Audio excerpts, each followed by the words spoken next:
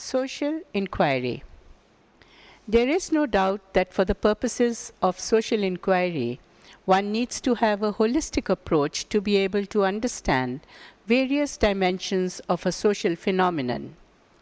This involves interdisciplinarity as well as transdisciplinarity. Each discipline of knowledge, however, offers its own perspective, approach, and methodology.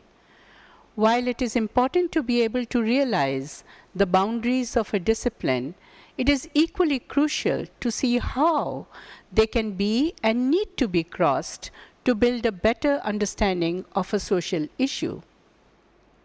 Sociology as a branch of knowledge is central to social inquiry. How does one understand the term society or social, or for that matter, any issue that concerns a collectivity of people, a group, or a community? We are delighted to have with us today Professor Satish Deshpande to engage with such questions. He has many years of experience of researching and teaching sociology behind him. Professor Satish Deshpande has been a professor at the Department of Sociology, Delhi University since 2005. Formerly a senior fellow at the Center for the Study of Developing Societies, he has published several books including Anthropology in the East, Founders of Indian Sociology and Anthropology, Untouchability in Rural India, and Contemporary India, a Sociological View. Thank you very much, Professor Deshpande, for having found time for us.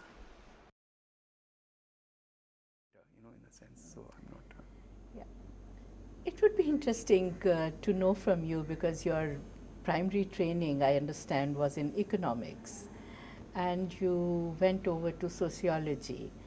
I'm just wondering, to what extent have you used your training as an economist, maybe, even if it were to be at a very basic level, to what extent has that influenced your study of society?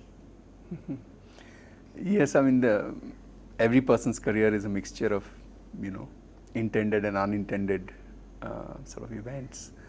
So my initial training was in economics, and I was in fact a teacher of economics, and I was at some risk of obtaining a doctoral degree in economics when I suddenly sort of changed course. What later appears as suddenly, but it wasn't really sudden. I was working, my first PhD, which was in economics, was also very unconventional by the standards of that day in economics, which was an attempt to bring together the work of Marx and Foucault in the context of industry, the notion of disciplinary power. Marx, of course, has this classical view on how capitalist industry is about disciplining the worker in a scientific manner in order to extract the maximum profit. And how this happens despite or independently of the intentions of individual capitalists, but it's a systemic thing. Yes. Foucault had a different take on power and discipline and the disciplinary society. So I wanted to bring the two together, essentially to ask the question. Marx claimed that extra economic coercion is not native to capitalism, that capitalism is the end of extra economic coercion, that is to say coercion based on race or gender or things of this sort are not needed by capitalism, is what Marx claimed. Whereas the history of really existing capitalism shows that such extra economic coercion has been central to the capitalist enterprise. And Foucault's work provides a lot of insight as to how discipline and the disciplinary society got evolved in different ways. So this was what I was trying to do. Okay. So one would, even today, this kind of a topic would probably be found more in a political science or a sociology department than in an economics department. So my supervisors were very broad-minded and they encouraged me and so on. But through a series of various kinds of accidents, I first started teaching, which meant that my research went into the background a little bit. For family reasons, I had to start getting, earning a living. And then for other kinds of family reasons, I went abroad and found myself in a department of sociology without much planning, really. Deliberation. But without much deliberation, because I stuck to the broad framework, intellectual framework of my original PhD, but simply applied it to California agriculture. Because I was in a university in California at that time. And students who came from what was called the developing world and places like India were almost automatically expected to work on their countries of origin. And I wanted to resist that trend. So out of a certain perversity, I insisted that I would not work on India from the United States, but that I would work on something in the United States. And therefore, I chose this problem. So my PhD thesis was on California agriculture and the importance of race. The interesting thing about California agriculture is that everyone from the very beginning has recognized it as a precociously capitalist agriculture. Capitalism has been associated with industry for obvious reasons, and capitalist agriculture has been a difficult thing to come into being for various reasons. But California agriculture in particular has long been recognized as capitalist. So clearly capitalist and clearly based on race, because it was a fruit and vegetable economy where labor costs were a major part of the expense. And the industry of California agriculture was not viable unless wages were kept very, very low. And one way of keeping wages low was through racism. That is to say, use non-whites in the labor force. And that is how California agriculture worked. A long succession of non-white people, starting with the Native Americans, the Chinese, the Filipinos, the Koreans, including some Indians at some point. So there was a kind of a coming together of economics, study of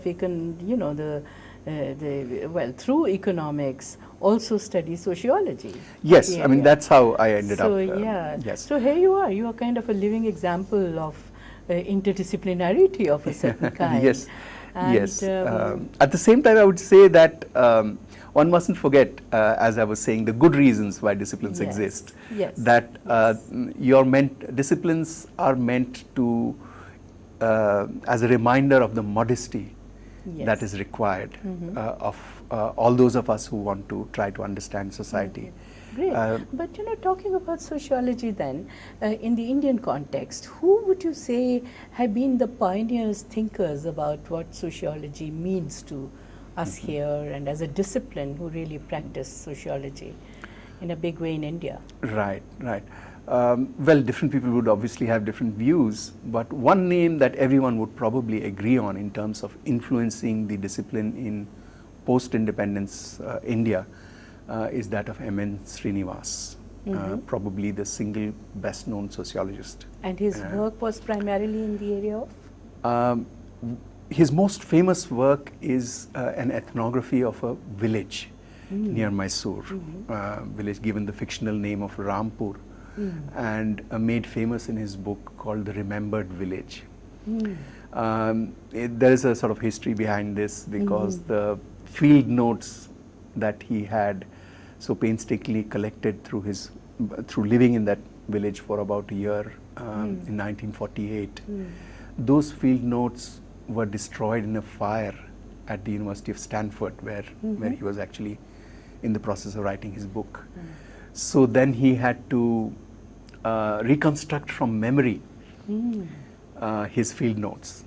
So that's why it's called. It's almost like fictional. Yes. In fact, he wondered about that. He was a friend. M.N. Srinivas was a friend of R.K. Narayan, and they often had conversations of this sort. And he, in fact, wrote, I think, one novel and one or two short stories, but did not think of himself really as a writer.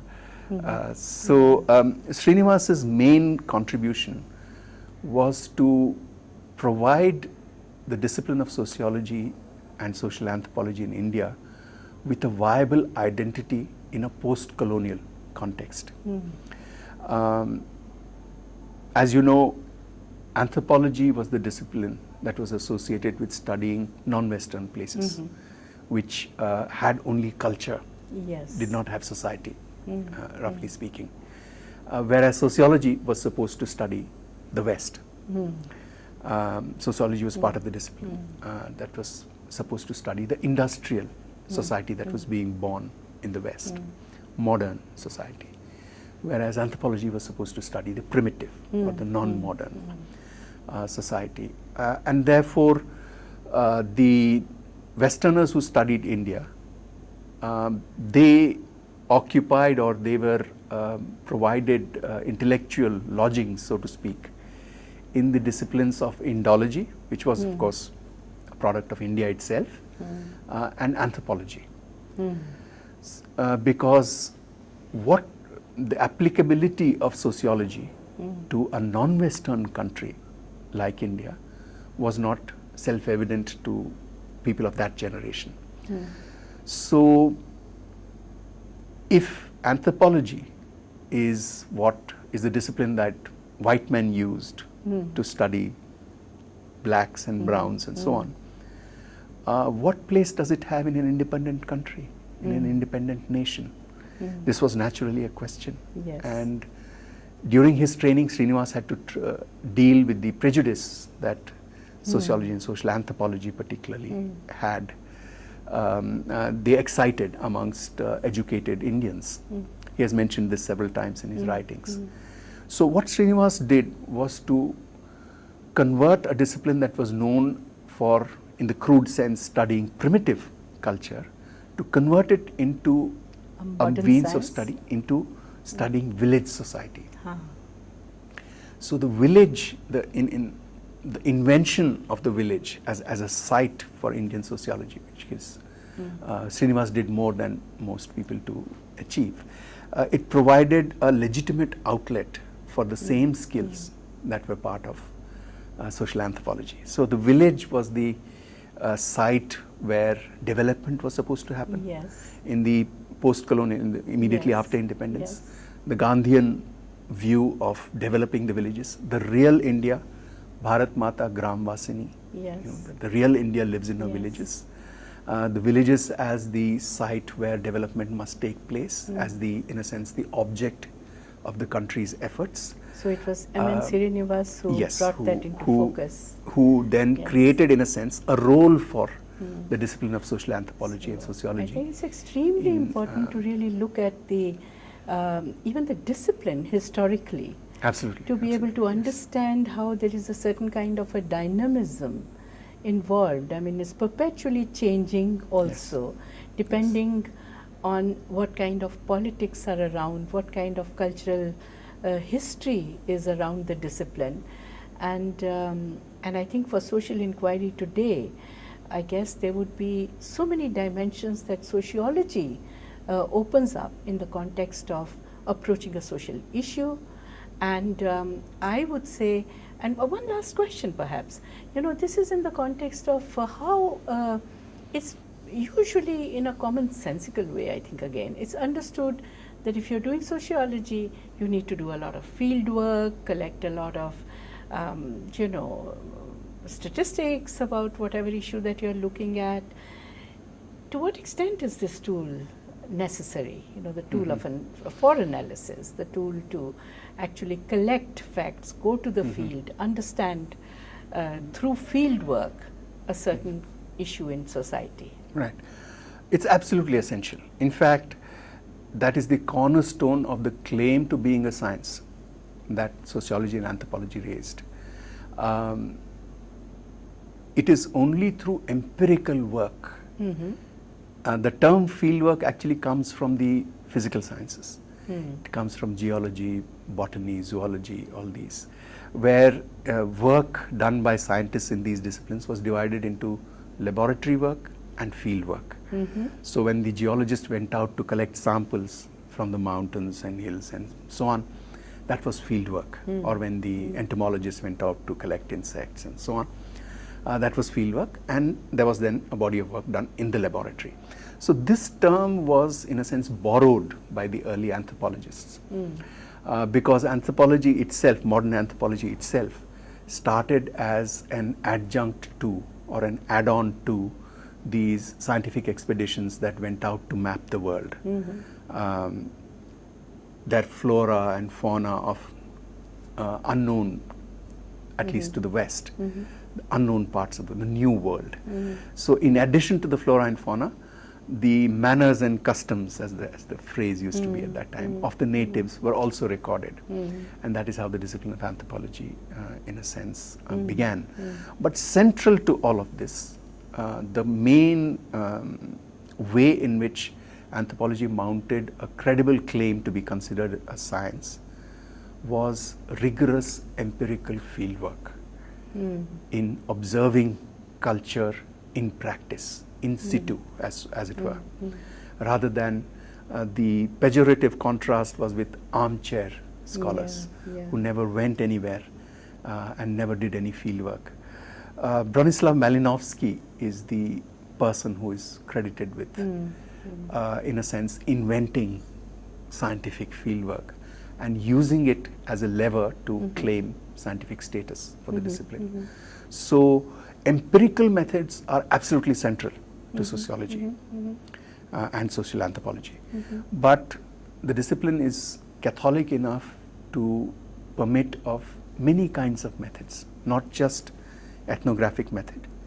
You could do surveys, you could do interviews, you could do observation of various kinds. Like examining reality for what it is. Yes, as a empirical. fact. Yeah, the empirical is very important. Yeah, because what comes to my mind is even the study of sexuality in India, for instance, because a lot of hypocrisy and has come into the field of study and knowledge, like everything else, has always been there. It's not really a recent phenomenon, but I think what is creditable is that today's sociologist, philosopher, culture studies scholar is beginning to lift these curtains of prejudice, of even taboo to some extent, and face the reality and then bring it to the table for study, for social inquiry.